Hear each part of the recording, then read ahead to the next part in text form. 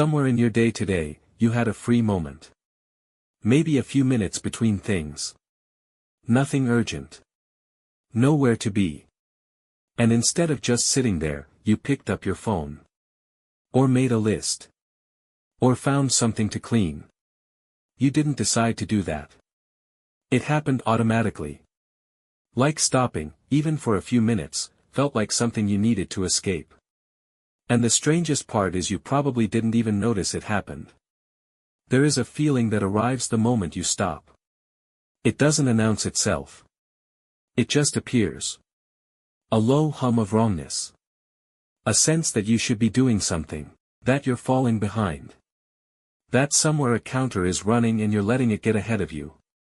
You're not entirely sure what the counter is counting. But you feel certain you're losing whatever it is. Most people assume this feeling is personal. A character flaw. Proof that they're anxious or driven or just bad at relaxing. They treat it like something wrong with them specifically. But this feeling didn't come from inside you. It was installed. In 1905, a German sociologist named Max Weber published a book that most people have never read but almost everyone is living inside. His argument was simple and devastating. Western civilization, he said, had taken the Protestant idea that hard work was a sign of God's favor and fused it so completely with everyday moral life that the two became inseparable. Work wasn't just how you earned money.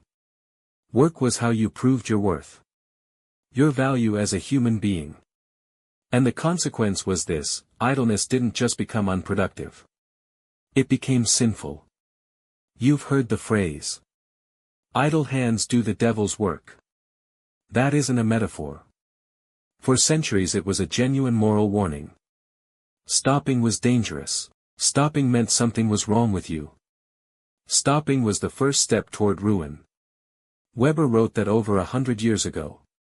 The church bells that enforced it are mostly gone now. But the mechanism remained.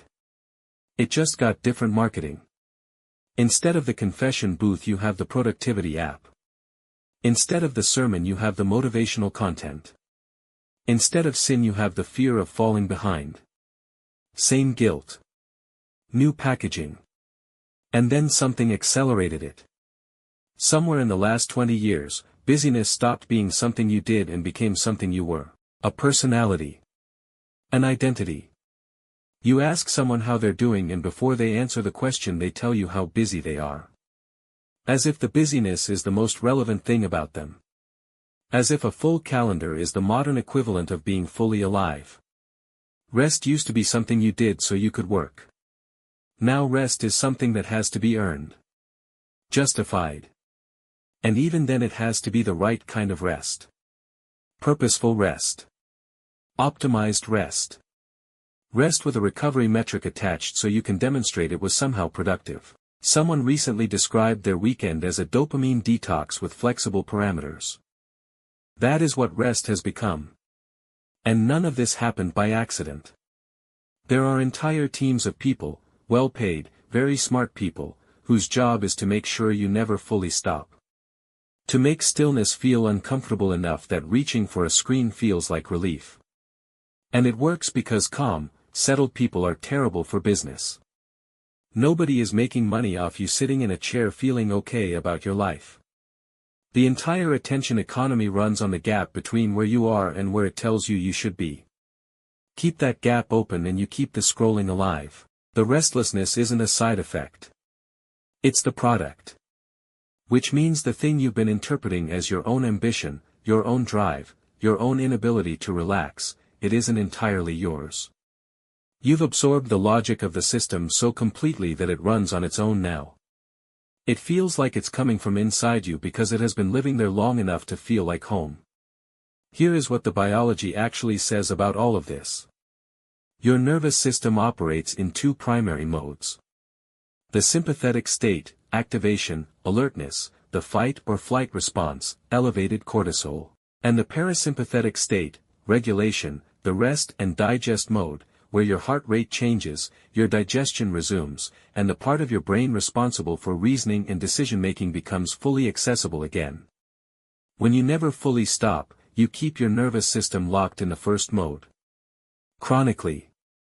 The consequences are not subtle. Immune suppression. Sleep disruption. Reduced capacity for empathy. Reduced capacity for clear thinking. The very things that make you good at your work, good at your relationships, good at being a person, they require the parasympathetic state to function. They require you to stop. And here is the part that should make you uncomfortable. The guilt that tells you to keep going, to stay useful, to not waste a minute, that guilt is actively destroying your capacity to be useful. The harder you push against rest, the worse you become at everything rest was supposed to be getting in the way of. You are not more productive for refusing to stop. You are less capable. And you are doing it to yourself, voluntarily, because the guilt feels like it's protecting you. There is a word for what most of us are actually doing when we stay busy. Psychologists call it productive avoidance. It's when the busyness isn't really about the work. It's about not sitting still long enough to feel what's underneath. The grief you haven't processed. The question you don't want to answer. The silence that would force you to hear yourself think. Action, even mindless action, feels safer than stillness.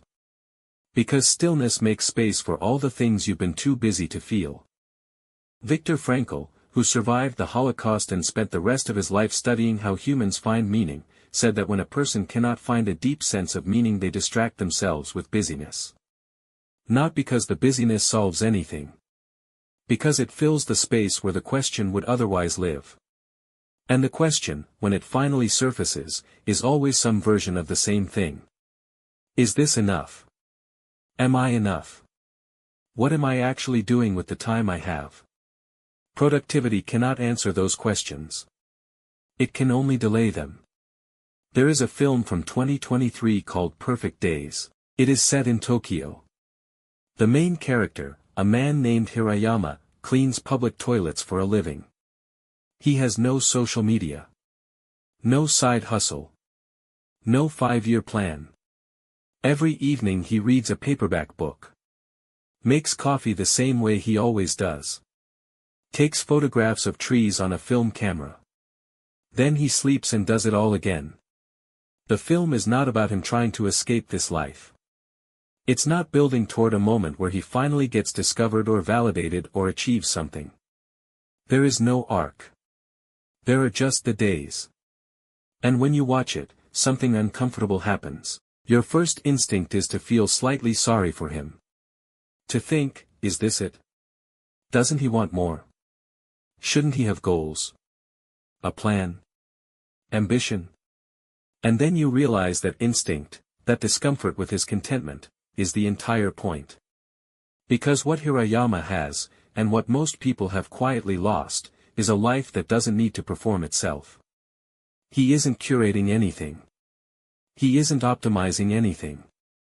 He isn't measuring the morning against how the morning could theoretically be. He's just in it. And our culture has no framework for that. Contentment reads as failure. Stillness reads as falling behind.